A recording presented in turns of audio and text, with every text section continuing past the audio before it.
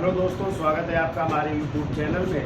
तो देखिए, दिल्ली सल्तनत की चर्चा हो रही थी और कल हमने चर्चा की थी दिल्ली सल्तनत के केंद्रीय प्रशासन की। और आज चर्चा कर लेते हैं दिल्ली सल्तनत के प्रांतीय प्रशासन की है। तो देखिए, जो दिल्ली सल्तनत का प्रांतीय प्रशासन था, तो प्रांतों में सबसे बड़ी इकाई क्या होती थी?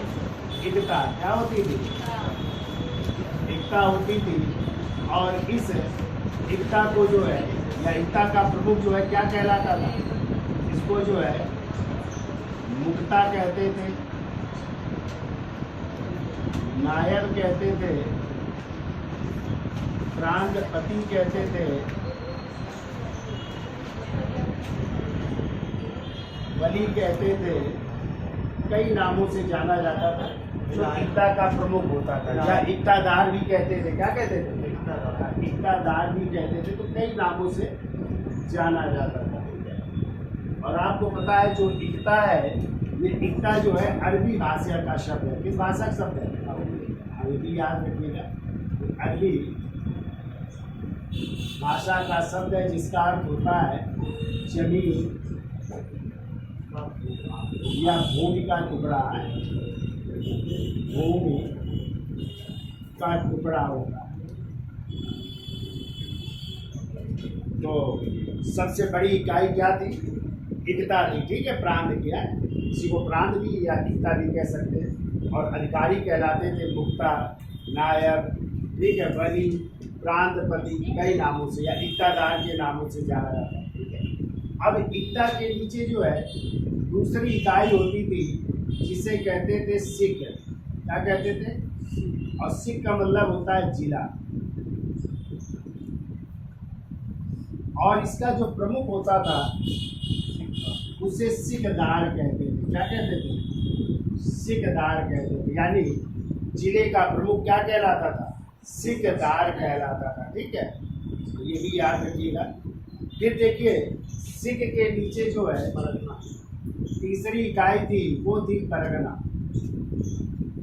और परगने को जो है तहसील भी कहते हैं। आज भी आप लोग देखा होगा, लिखा रहता है परगना या तहसील। ठीक है। तो और इसका जो अधिकारी होता था वो आमिल कहलाता था। क्या कहलाता था? आमिल कहलाता था। परगने का अधिकारी नहीं लो, वो आमिल कहलाता। यानी तहसील का अधिकारी क्या कहलाता था? आमिल कहलाता था। और इसका गठन किया था अलाउद्दीन खिलजी ने। जिसमें अलाउद्दीन खिलजी द्वारा किया गया था, जो शांति व्यवस्था स्थापित किया करता था। ठीक है, तो अलाउद्दीन खिलजी द्वारा इसका गठन किया गया था परगने का। ये भी याद रखिएगा। ठीक है, तो शांति व्यवस्था को बनाए रखना इसकी जिम्मेदारी होती है। अब देखो, परगने के नीचे जो है जो इकाई होती थी वो कहलाती थी ग्राम। ग्राम का मतलब गांव। और गांव का जो मुखिया होता था वो या तो पटवारी, या खुद, या मुकद्दम, या चौधरी कहलाता। तो खुद क्या होते थे? गांव के जमींदार होते थे। ये जमींदार होते थे गांव के। मुकद्दम जो है ये गांव का मुखिया होता था। गांव का मुखिया होता था। और जो चौधरी होते थे ये साधारण किसान हुआ करते थे। साधारण किसान हुआ करते थे। और इन्हीं के माध्यम से गांव का प्रशासन चलता था। राजस्व वसूलना गांव से जो है किसकी जिम्मेदारी होती थी? खुद मुकद्दम और चौधरी की जिम्मेदारी होती थी। ठीक है। अब देखो, प्रांतों के वित्तीय विभाग की देखरेख। अगला पॉइंट लिखिए, प्रांतों के वित्तीय विभाग की देखरेख। वित्तीय विभाग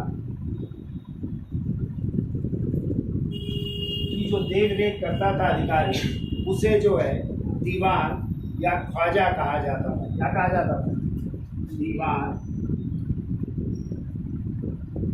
या ख्वाजा। और हमने आपको बताया था ख्वाजा नामक अधिकारी की नियुक्ति किसने की थी, याद है? परवन द्वारा। किसके द्वारा? परवन ने जो है ख्वाजा नामक अधिकारी की नियुक्ति की थी। जैसे आप मुगल काल में पढ़ोगे करोड़ी नामक अधिकारी, वो भी राजस्व वसूलने का अधिकारी होता है, उसका जो है उसको नियुक्त किया था मुगल बादशाह अकबर से, ठीक है। तो करोड़ी वहाँ पे था, यहाँ पे क्या था, ख्वाजा। और ख्वाजा की नियुक्ति थी किसने? परवन ने की थी, ठीक है। ये देखिए जो दीवानी न्यायालय होते थे प्रांतों में, दीवानी न्यायालय और दीवानी न्यायालय क्या होते थे, जो राजस्व से संबंधी या जमीन और जायदाद से संबंधी मुकदमे होते थे, उनका अधिकारी जो है वो काजी कहलाता था। यानी दीवानी न्यायालय का जो न्यायाधीश होता था वो क्या कहलाता था, काजी कहलाता था, ठीक है। और जबकि फौजदारी न्यायालय का, फौजदारी न्यायालय कौन होते थे, जो मारपीट या झगड़े वाले अधिकारी होते थे, उसका जो अधिकारी जो है वो वली कहलाता था। क्या कहलाता था? वली कहलाता था, ठीक है। तो दीवानी न्यायालय का न्यायाधीश काजी और फौजदारी न्यायालय का जो है न्यायाधीश क्या कहलाता था, वली कहलाता था, ठीक है। तो इस तरह ये विभाजन था। फिर इसके बाद जो है सेना का विभाजन देखिए किस तरह था, प्रांतों में सैन्य विभाजन कैसा था उसकी चर्चा कर लेते तो याद हो जाएगा। यानी सबसे बड़ी इकाई क्या थी, इक्ता। और इक्ता को क्या कहते थे, प्रांत भी कह सकते हैं, इक्ता या प्रांत। और इसका प्रमुख मुक्ता, नायक, प्रांतपति, वली या इक्तादार कहलाता था।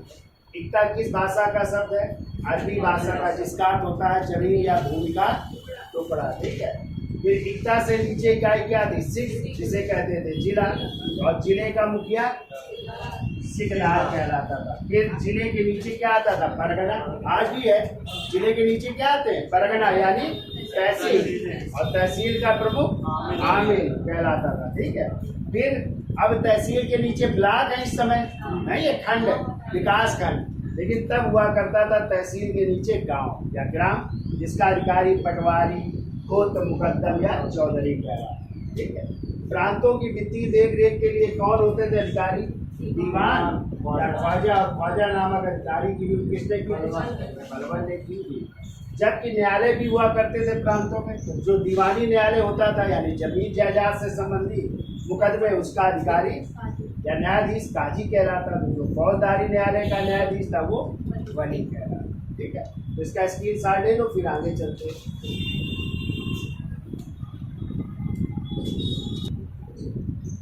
तो देखिए हमने चर्चा की थी कल आपसे कि जो दिल्ली सल्तनत में सैन्य विभाग होता था, सैन्य विभाग, उस सैन्य विभाग को कहते थे दीवान ए अर्ज। क्या कहते थे, दीवान ए अर्ज। और इसका जो प्रमुख होता था वो क्या कहलाता था, आरिजे मुमालिक कहलाता था, आरिजे मुमालिक कहलाता। और ये भी हमने कल बताया था आप लोगों को कि इस दीवान अर्ज विभाग की स्थापना की थी परवन ने। किसने की थी, परवन ने। और ये दीवान अर्ज कैसा विभाग था, सैन्य विभाग का, ठीक है, सैन्य विभाग। अब देखो जो दिल्ली सल्तनत का केंद्र का जो सैन्य विभाग था या केंद्र की जो सेना होती थी या सुल्तान की जो सेना होती थी, उसे हस्म ए कल्ब कहते थे। क्या कहते थे, हस्म ए कल्ब कहते थे, ठीक है। तो लिखो दिल्ली स्थित सुल्तान की सेना, दिल्ली स्थित जो सुल्तान की सेना होती थी, सुल्तान की सेना, वो हस्म ए कल्ब कहलाती, हस्म ए कल्ब कहलाती थी। ये दिल्ली की सेना थी, ठीक है। और किसकी सेना थी, सुल्तान की सेना थी, ठीक है। तो हस्म ए कल्ब कहलाती थी, ठीक है। और जबकि प्रांत की सेना हस्म ए अतरफ कहलाती थी। जो प्रांत की सेना, प्रांत की सेना ये कहलाती थी हश्म ए अतरफ। ये प्रांत की सेना कहलाती थी हश्म अतरफ, और दिल्ली जो सुल्तान की सेना होती वो हश्म कल्ब कहलाती थी। ठीक है। और कहते हैं सेना जो है मंगोलों की दशमलव पद्धति पर आधारित थी। किस पद्धति पर? और बर्नी ने इसका उल्लेख किया, तो बर्नी ने कैसे डिवाइड किया है, तो देखो बर्नी के अनुसार, जियाउद्दीन बर्नी का नाम सुना? बर्नी के अनुसार उन्होंने सेना का विभाजन किया है। तो कैसे किया है उन्होंने विभाजन? तो कहा है 10 सवारों की टुकड़ी का प्रधान जो है, 10 सवारों की टुकड़ी का प्रधान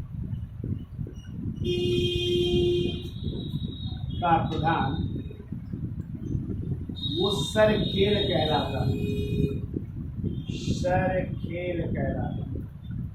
यानी 10 सवारों की जो टुकड़ी थी उसका प्रधान क्या कहलाता था? सरखेल कहलाता। ठीक है।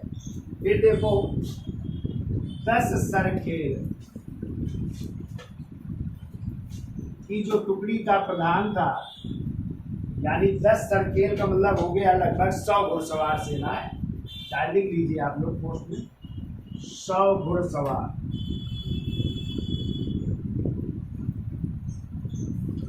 सेना की टुकड़ी का प्रधान वो कहलाता था, बराबर होता था 1 सिपह सालार के। ये 1 सरखेल, ये 1 सिपह सालार के बराबर। यानी 1 सिपह सालार के अंदर में कितने होते थे? 10 सरखेल होते थे। ठीक है।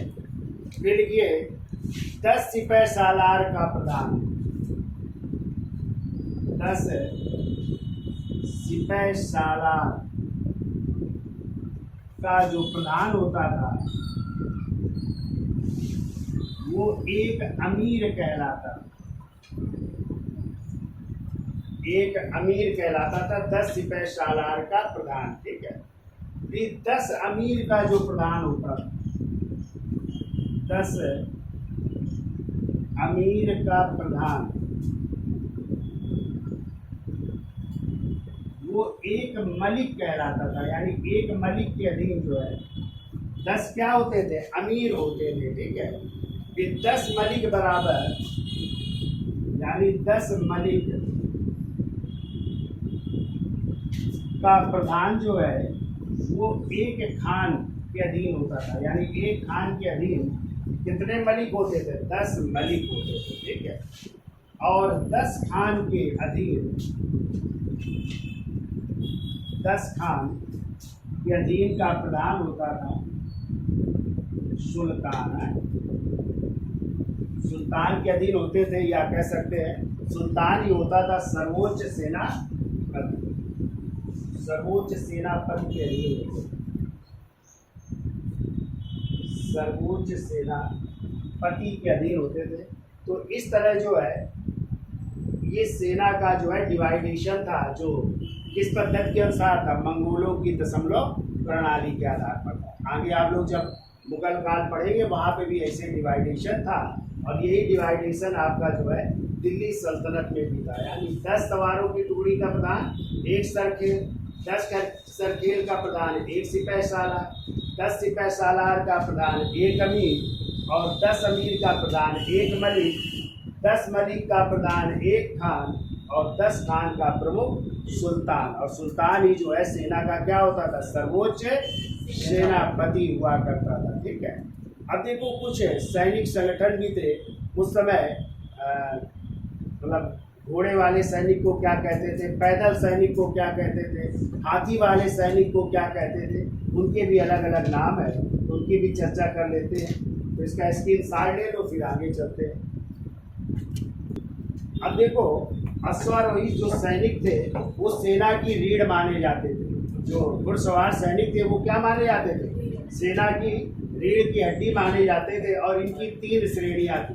तो कौन कौन सी 3 श्रेणियाँ थी उनकी चर्चा कर लेते हैं। तो पहले तो पॉइंट लिखो, देखो अश्वारोही सैनिक संगठन, अश्वारोही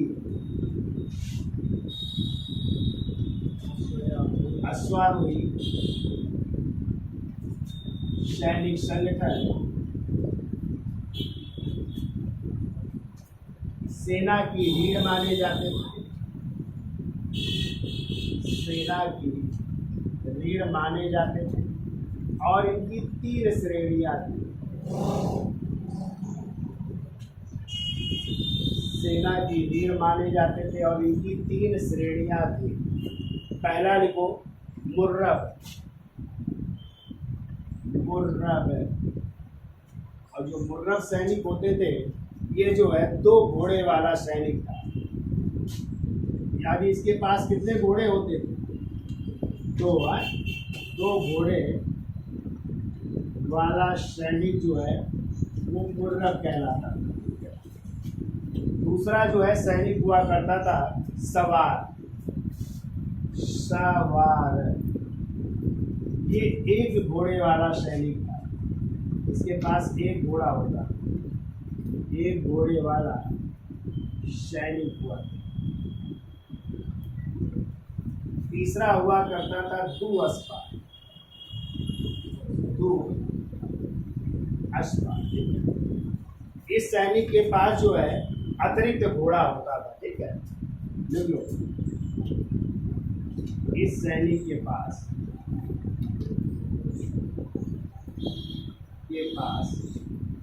अतिरिक्त घोड़ा होता है, अतिरिक्त घोड़ा होता है। और हमने आपको जब अलाउद्दीन खिलजी पढ़ाया था तो वहाँ पे बताया था कि वैसे तो जो घोड़े वाले सैनिक होते थे उनका वेतन 234 टका था, ठीक है, लेकिन जिसके पास अतिरिक्त घोड़ा होता था उसको कितने 78 जो है टका अतिरिक्त वेतन दिया जाता था, ठीक है, अतिरिक्त वेतन दिया जाता था। तो इस तरह जो है जिसके पास अलग से होता था तो बराबर कितना हो जाएगा? तो 7 3 10 1 11 और इधर 312 टका मिलता था। कितना मिलता था?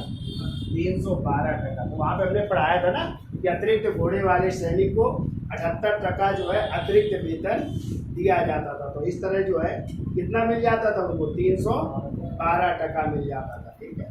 फिर इसके बाद जो है कुछ और सैनिक होते थे, जैसे लिख लो पायक, और पायक होते थे पैदल सैनिक। कैसे सैनिक होते थे? पैदल सैनिक होते थे, पैदल लड़ते थे, पैदल सैनिक होते थे।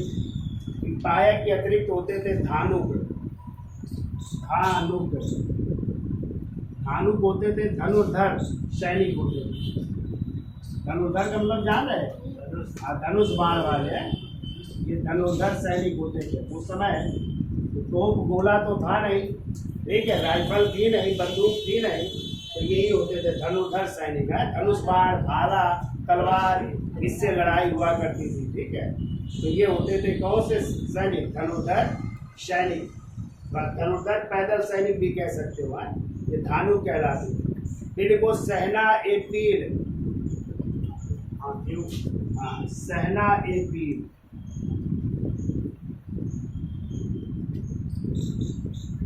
ये होता था हाथियों की सेना का प्रधान, हाथियों की सेना का प्रधान होता था, प्रधान या प्रमुख कह सकते हैं। तो वो सहना एक पीर कहलाता, ठीक है। फिर को बजहिस, बजहिस, ये स्थायी सैनिक होते थे, यानी परमानेंट सैनिक होते थे, ठीक है, स्थायी सैनिक, यानी इनको हटाया नहीं जाएगा अग्निवीर की तरह, ठीक है। और जो पहले भर्ती होते थे वही है, बने रहेंगे जब तक रिटायर नहीं होंगे, ठीक है। और आप बजहिस कौन होते थे? देखो, या गैर बजहिस, मतलब अस्थायी सैनिक, गैर बजहिस ये होते थे अस्थायी सैनिक की जब युद्ध का नंबर आया तो भर्ती कर लो और युद्ध समाप्त तो फिर इनको हटा दो, जैसे अग्निवीर की तरह 4 साल तक काम लो, इसके बाद रिटायर। लेकिन अब बढ़ा दिया गया, 7 साल तक। कितने कर दिया गया? 7 वर्ष तक वो ड्यूटी दे सकते हैं, ठीक है, ये भी याद रखिएगा। तो ये कहलाते थे गैर बजहिस कहलाते थे, ठीक है। फिर को अगला मंगलीक, मंग लीक या इन्हीं को अर्रार कहते हैं। और ये गोला फेंकने वाली क्या थी? मशीन थी। क्या थी?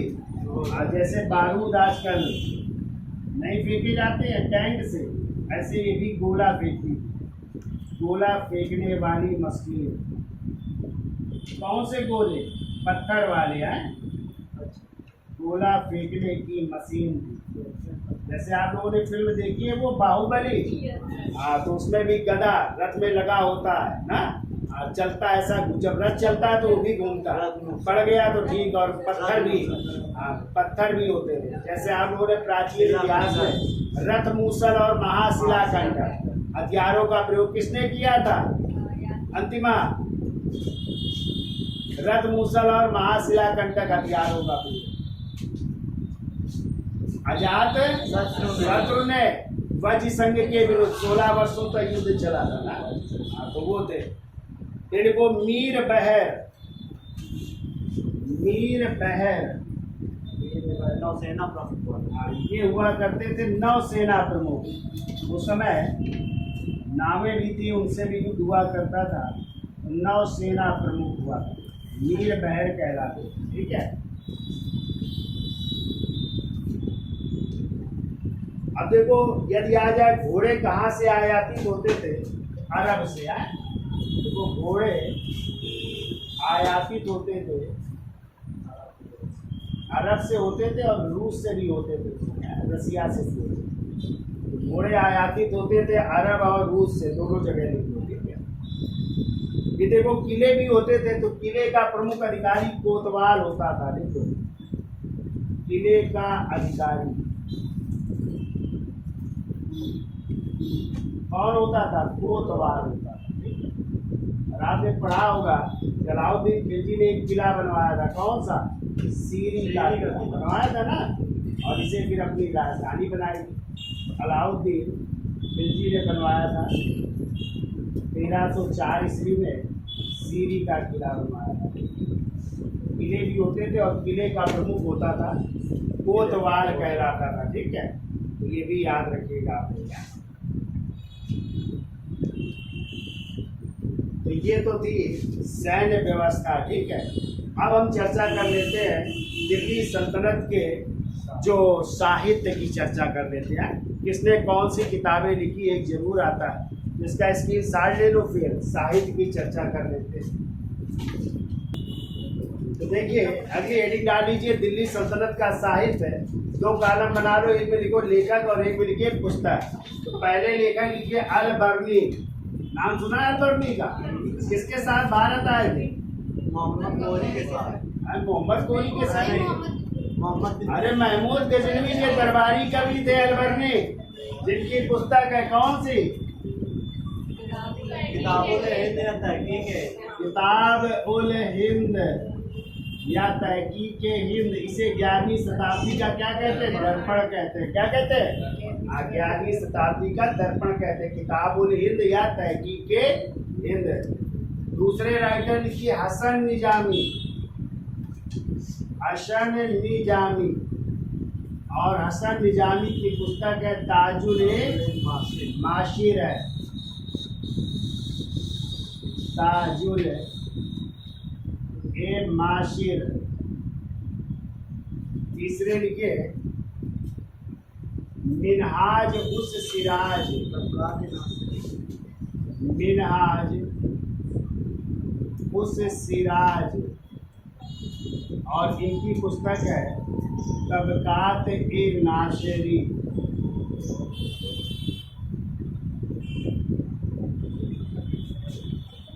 तबकात-ए-नाशरी ये लिख लो। फिरदौसी की, फिरदौसी की पुस्तक बहुत पूछी जाती है। कौन सी है? शाहनामा।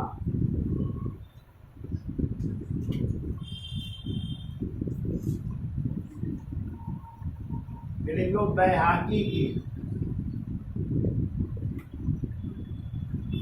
कौन सी बैहाकी?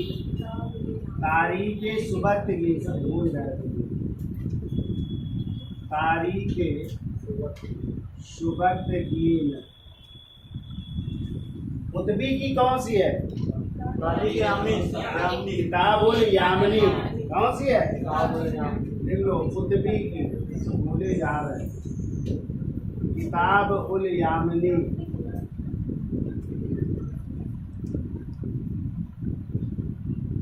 यामिनी है। फिर वो अमीर खुसरो की। तो अमीर खुसरो ने तो बहुत सी किताबें लिखी है ना, तो मेन मेन लिख लो। वो आशिक है। तुगलक नामा।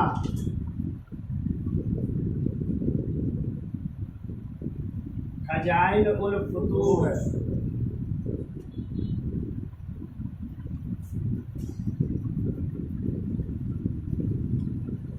मिफ्त उल फुतूह है, बहुत सारी है।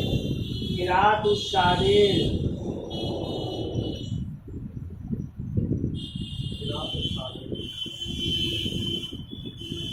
बहुत सारी किताबें लिखी है, ठीक है।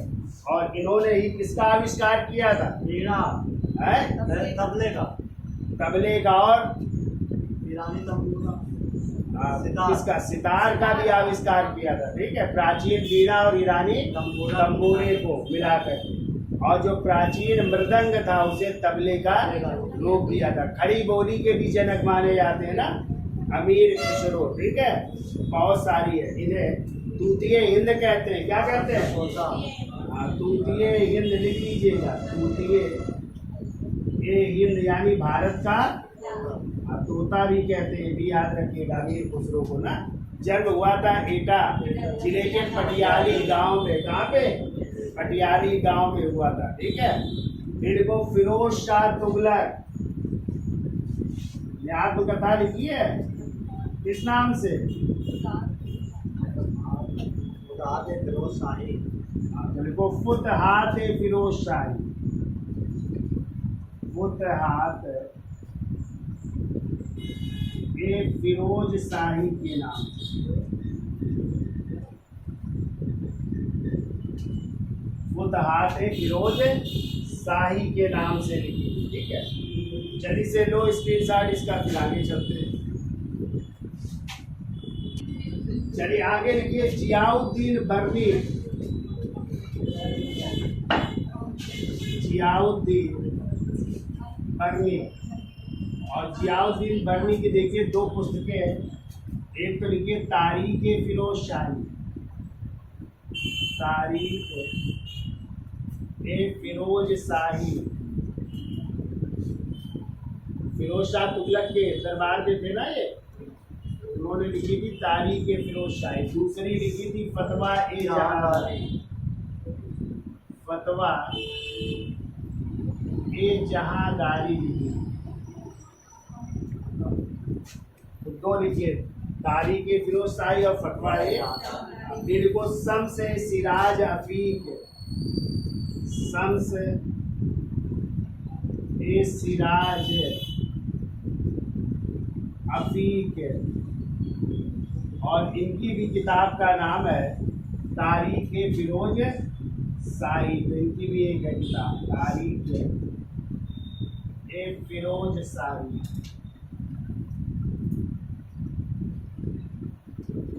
तारीख फिरोज शाही। फिर ये याहिया बिन अहमद सर हिंदी। याहिया बिन अहमद सर हिंदी। और इनकी किताब का नाम है तारीख मुबारक शाही। तारीख मुबारक शाही। और ये रहते थे सैयद वंश के शासक मुबारक शाह के दरबार में, ठीक है। और इन्हीं मुबारक शाह ने एक नगर बसाया था, कौन सा? मुबारका।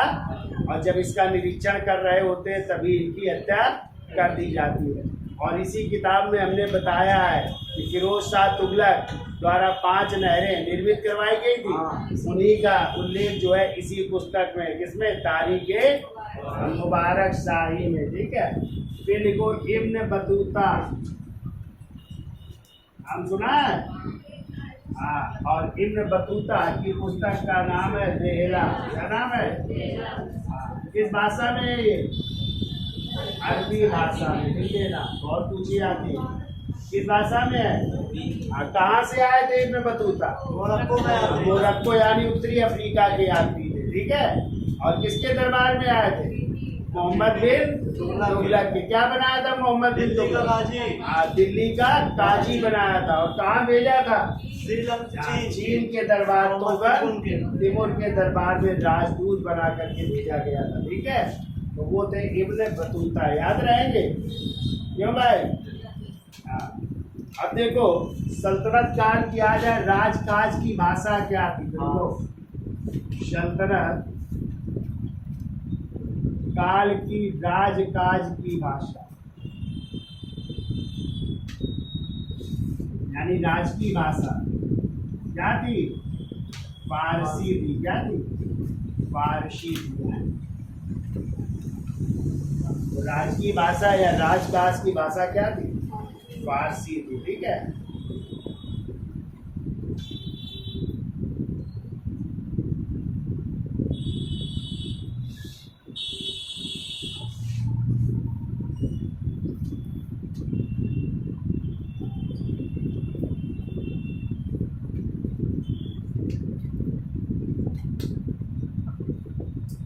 तो ये रचनाएं थी आपकी किस काल की? दिल्ली सल्तनत की थी, ठीक है। तो कुछ और है वो भी हम दिखा देंगे, और फिर इसके बाद चर्चा कर लेंगे स्थापत्य कला की है। तो आज तो हो नहीं पाएगा, ठीक है, नेक्स्ट टर्म में चर्चा करते हैं। तो इसका स्केच सार ले लो, फिर आगे चलते हैं।